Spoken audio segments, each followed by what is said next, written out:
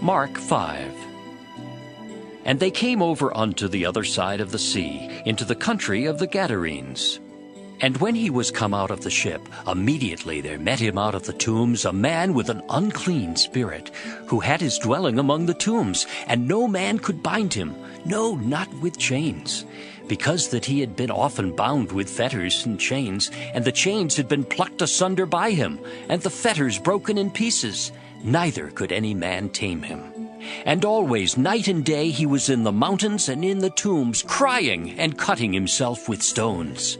But when he saw Jesus afar off, he ran and worshipped him, and cried with a loud voice, and said, What have I to do with thee, Jesus, thou Son of the Most High God? I adjure thee, my God, that thou torment me not. For he said unto him, Come out of the man, thou unclean spirit. And he asked him, What is thy name? And he answered, saying, My name is Legion, for we are many. And he besought him much that he would not send them away out of the country.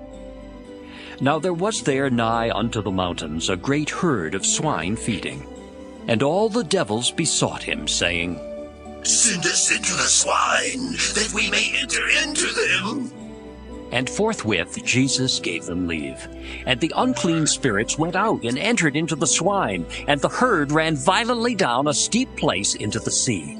They were about 2,000, and were choked in the sea.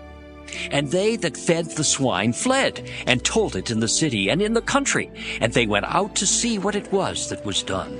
And they come to Jesus, and see him that was possessed with the devil, and had the legion, sitting and clothed and in his right mind, and they were afraid. And they that saw it told them how it befell to him that was possessed with the devil, and also concerning the swine. And they began to pray him to depart out of their coasts. And when he was come into the ship, he that had been possessed with the devil prayed him that he might be with him. Howbeit Jesus suffered him not, but saith unto him, Go home to thy friends, and tell them how great things the Lord hath done for thee, and hath had compassion on thee. And he departed, and began to publish in Decapolis how great things Jesus had done for him, and all men did marvel. And when Jesus was passed over again by ship unto the other side, much people gathered unto him, and he was nigh unto the sea. And behold, there cometh one of the rulers of the synagogue, Jairus by name, and when he saw him, he fell at his feet, and besought him greatly, saying, My little daughter lieth at the point of death. I pray thee, come and lay thy hands on her, that she may be healed, and she shall live. And Jesus went with him, and much people followed him, and thronged him. And a certain woman which had an issue of blood 12 years, and had suffered many things of many physicians, and had spent all that she had, and was nothing bettered, but rather grew worse, when she had heard of Jesus, came in the press behind, and touched his garment, for she said, If I may touch but his clothes, I shall be whole. And straightway the fountain of her blood was dried up, and she felt in her body that she was healed of that plague. And Jesus, immediately knowing in himself that virtue had gone out of him, turned him about in the press, and said, Who touched my clothes? And his disciples said unto him, Thou seest the multitude thronging thee, and sayest thou, Who touched me? And he looked round about to see her that had done this thing. But the woman, fearing and trembling, knowing what was done in her, came and fell down before him, and told him all the truth. And he said unto her, Daughter, thy faith hath made thee whole. Go in peace, and be whole of thy plague. While he yet spake, there came from the ruler of the synagogue's house certain which said, Thy daughter is dead. Why troublest thou the master any further? As soon as Jesus heard the word that was spoken, he saith unto the ruler of the synagogue, Be not afraid, only believe. And he suffered no man to follow him, save Peter and James and John the brother of James. And he cometh to the house of the ruler of the synagogue, and seeth the tumult, and them that wept and wailed greatly. And when he was come in, he saith unto them, Why make ye this ado and weep? The damsel is not dead, but sleepeth. And they laughed him to scorn.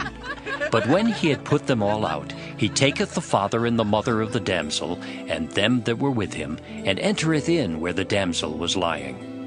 And he took the damsel by the hand, and said unto her, Talitha cumi, which is, being interpreted, Damsel, I say unto thee, arise.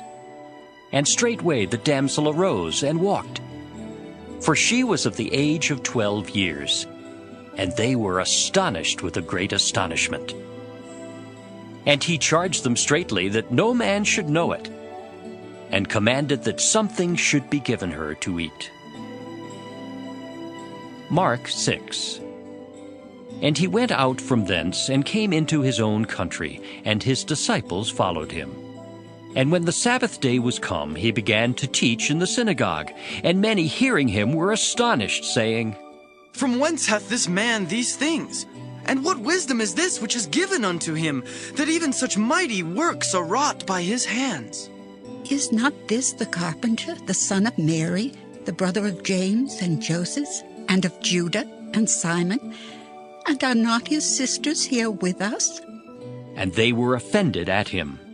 But Jesus said unto them, A prophet is not without honor, but in his own country, and among his own kin, and in his own house. And he could there do no mighty work, save that he laid his hands upon a few sick folk, and healed them. And he marveled because of their unbelief, and he went round about the villages teaching.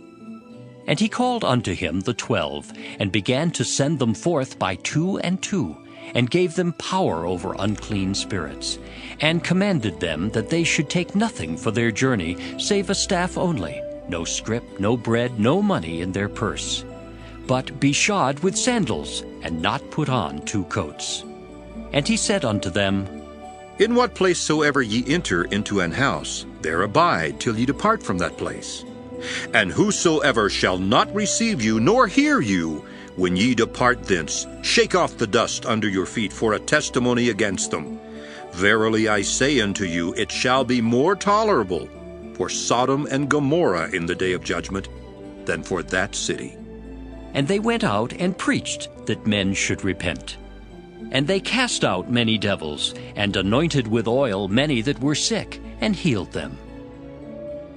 And King Herod heard of him, for his name was spread abroad, and he said that John the Baptist was risen from the dead, and therefore mighty works do show forth themselves in him. Others said that, It is Elias. and others said that. It is a prophet, or as one of the prophets. But when Herod heard thereof, he said, It is John whom I beheaded. He is risen from the dead. For Herod himself had sent forth, and laid hold upon John, and bound him in prison for Herodias' sake, his brother Philip's wife, for he had married her. For John had said unto Herod, It is not lawful for thee to have thy brother's wife. Therefore Herodias had a quarrel against him, and would have killed him, but she could not. For Herod feared John, knowing that he was a just man and an holy, and observed him. And when he heard him, he did many things, and heard him gladly. And when a convenient day was come, that Herod on his birthday made a supper to his lords, high captains and chief estates of Galilee. And when the daughter of the said Herodias came in, and danced, and pleased Herod and them that sat with him, the king said unto the damsel, Ask of me whatsoever thou wilt, and I will give it thee. And he sware unto her, Whatsoever thou shalt ask of me, I will give it thee, unto the half of my kingdom. And she went forth and said unto her mother, What shall I ask? And she said, The head of John the Baptist. And she came in straightway with haste unto the king, and asked, saying, I will that thou give me by and by in a charger the head of John the Baptist. And the king was exceeding sorry, yet for his oath's sake, and for their sakes which sat with him, he would not reject her. And immediately the king sent an executioner, and commanded his head to be brought. And he went and beheaded him in the prison. And he brought his head in a charger, and gave it to the damsel, and the damsel gave it to her mother. And when his disciples heard of it, they came and took up his corpse, and laid it in a tomb. And the apostles gathered themselves together unto Jesus, and told him all things, both what they had done and what they had taught. And he said unto them, Come ye yourselves apart into a desert place, and rest a while. For there were many coming and going, and they had no leisure so much as to eat. And they departed into a desert place by ship privately. And the people saw them departing, and many knew him, and ran afoot thither out of all cities. And out went them, and came together unto him. And Jesus, when he came out, saw much people, and was moved with compassion toward them, because they were as sheep not having a shepherd, and he began to teach them many things. And when the day was now far spent, his disciples came unto him, and said, This is a desert place, and now the time is far past. Send them away, that they may go into the country round about and into the villages, and buy themselves bread, for they have nothing to eat. He answered and said unto them, Give ye them to eat. And they say unto him, Shall we go and buy 200 pennyworth of bread, and give them to eat? He saith unto them, How many loaves have ye? Go and see. And when they knew, they say, 5, and 2 fishes.